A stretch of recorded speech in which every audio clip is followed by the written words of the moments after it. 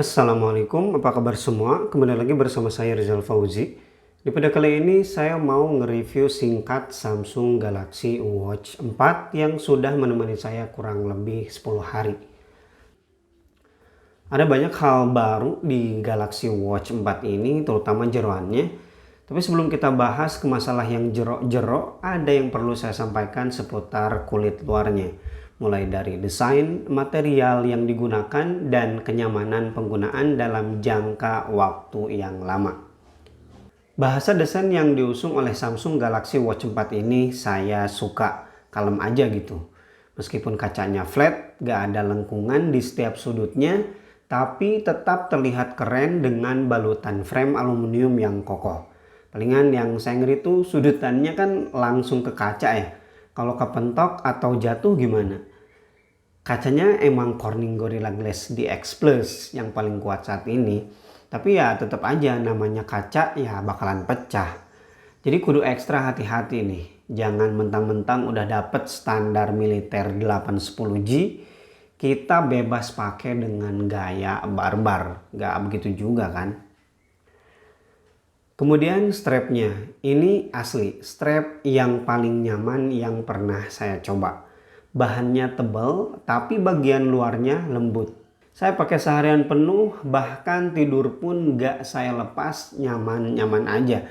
Gak bikin kulit gatel atau bahkan iritasi. Kalian yang udah ngikutin channel ini lumayan lama pasti tahu kalau saya tuh paling gak suka dengan strap yang mengadopsi sistem kayak gini. Ribet, susah bongkar pasangnya. Tapi di Galaxy Watch 4 ini semua itu terbantahkan. I love it. Gak berhenti di situ, saya juga sangat suka dengan kualitas warna yang dihasilkan di layar yang ukurannya hanya 1,4 incian aja nih. Resolusinya tinggi di 450 kali 450 pixel dengan PPI mencapai 321 density. Damn, ini Samsung, salah satu produsen layar terbaik dengan teknologi Super AMOLED-nya. Kalian lihat aja warna-warnanya, sangat-sangat hidup. Mau lihat tampilan AOD-nya? Ini AOD terbaik dari Samsung. Smartwatch lain kadang pelit ya ngasih tampilan AOD. Ada yang dibatas dengan tampilan khusus AOD. Ada juga yang AOD-nya bisa ngikutin wajah jam, tapi yang ditampilin cuma seuprit jarumnya aja atau angkanya aja. Tapi di sini hampir semua komponennya masih on. Cakep.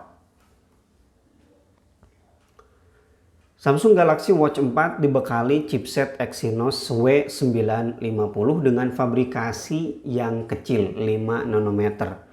Memori penyimpanannya 16 GB dan RAM-nya sebesar 1,5 GB.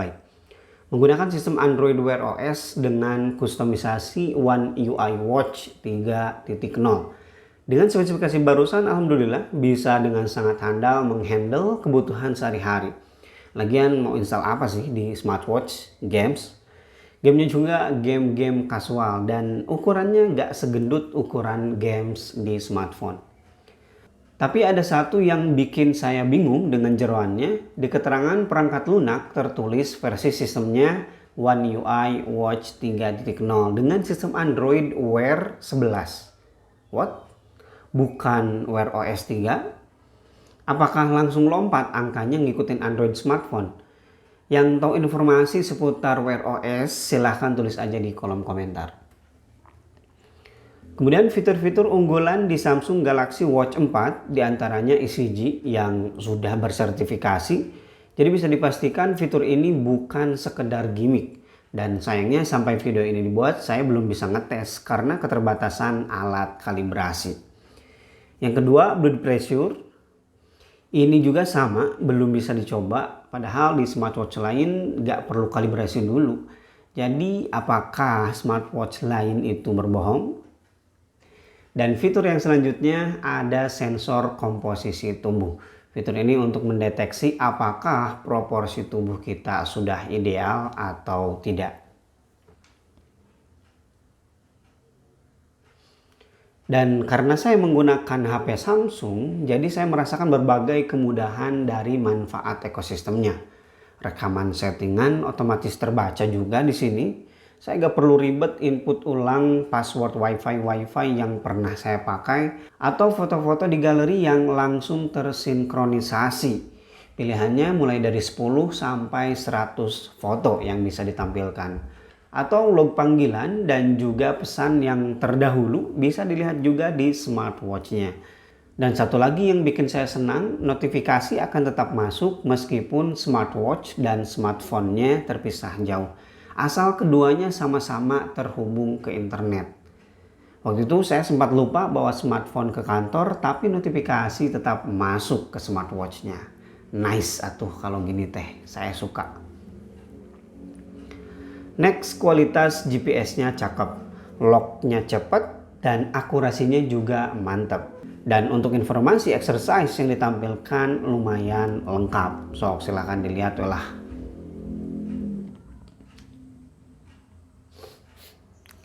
Tapi ada beberapa catatan yang perlu diperhatikan sebelum kalian membeli Samsung Galaxy Watch 4. Pertama, apakah bisa smartwatch ini disandingkan ke Android selain Samsung? Dan kalau bisa, apa saja yang dibatasi? Tulis di kolom komentar kalau kamu ingin tahu, nanti akan saya coba koneksikan ke HP Google Pixel saya. Atau mungkin udah ada yang pernah nyoba dan nggak bisa, silahkan tulis aja pengalamannya di kolom komentar ya. Yang kedua, sampai saat video ini dibuat, smartwatch ini belum support Google Assistant. Bahkan di Play Store pun saya nyari gak ada.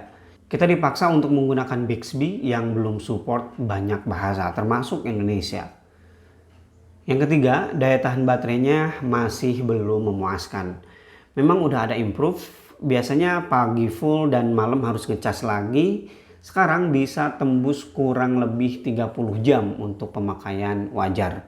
Tapi untuk pemakaian dengan AOD-nya terus dinyalain hanya mampu sekitar 16 jam aja.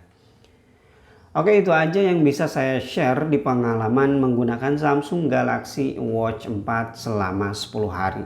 Dan kalau masih ada pertanyaan, jangan sungkan untuk tulis pertanyaannya di kolom komentar.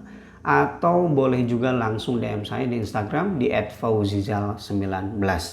Mohon maaf apabila ada kekurangan ataupun salah-salah dalam penyampaian informasi. Rizal Fauzi pamit. Wassalamualaikum warahmatullahi wabarakatuh.